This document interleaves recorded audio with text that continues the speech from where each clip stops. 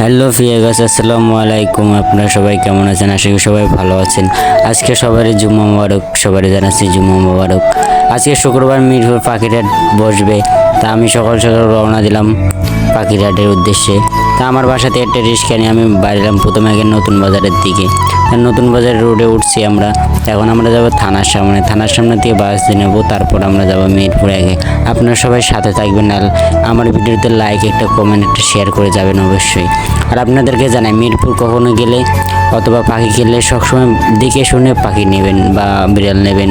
তা আমরা ইচ্ছি কথা বলতে বলতে আমরা নতুন বাজারে আয়া পড়ছি। তা নতুন বাজার থেকে আমরা ওই পারে যাবো, ওই পারে থেকে আমাদের বাস আছে ওইদিকে।